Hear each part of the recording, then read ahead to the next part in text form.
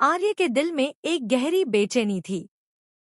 वह बार बार खुद को कोस रहा था कि उसने अनु जैसी सच्ची और मासूम लड़की के साथ धोखा क्यों किया।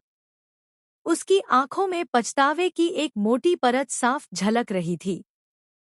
वह अब और चुप नहीं रह पाया। उसने अपने जिगरी दोस्त झंडे को बुलाया और कांपती आवाज में सब कुछ कह डाला।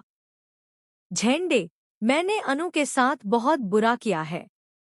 उसने मुझे सच्चे दिल से चाहा, मेरी हर चुनौती को स्वीकार किया और आखिरकार वह जीत भी गई। लेकिन मैंने उसे धोखा दिया। झंडे कुछ देर तक आर्य की बातें सुनता रहा। उसकी आंखों में चिंता भी थी और गुस्सा भी। लेकिन फिर उसने गहरी सांस ली और आर्य को समझाने की कोशिश की। आर्य, तू खुद को इतना मत कोस। अभी हालात तुझे भारी लग रहे हैं, लेकिन समय सब कुछ बदल देता है। जब अनु जयपुर चली जाएगी, धीरे धीरे तू भी उसे भूल जाएगा। आर्य ने सिर झुका लिया, पर उसके दिल की धड़कनों में सिर्फ अनु का नाम गूंज रहा था।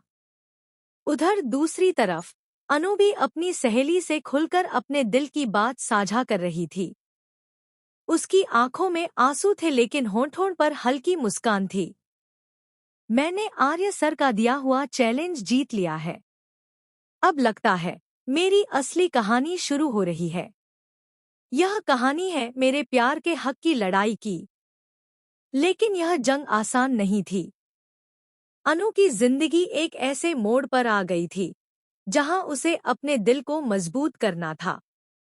उसने अपनी सहेली से कहा, मैंने आर्य सर को जितना सच्चा चाहा, उतनी ही बेरहमी से उन्होंने मुझे ठुकरा दिया।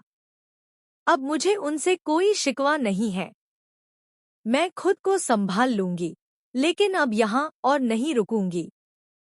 मैं जयपुर जा रही हूँ। यह कहते कहते अनु की आंखें भर आईं। फिर उसने अपने माता पिता पुष्पा और गोपाल शर्मा को भी सब कुछ बता दिया। पुष्पा और गोपाल दोनों बेटी की हालत देखकर टूट गए, लेकिन उन्होंने उसे रोका नहीं, क्योंकि वे जानते थे यह दर्द उसे खुद ही सहना होगा। अनु ने अपना सामान पैक किया और भारी कदमों से घर से निकल पड़ी।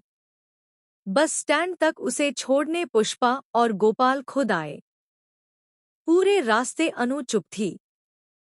उसकी आंखें गीली थी और दिल में एक तूफान उमड़ रहा था। पुष्पा बेटी का चेहरा देख बार बार अपने आंसू रोक रही थी और गोपाल उसे मजबूत बनने की नसीहत देते हुए खुद अंदर ही अंदर टूट रहे थे। इधर आर्य बेचैन था। जब उसे पता चला कि अनु सचमुच जयपुर जाने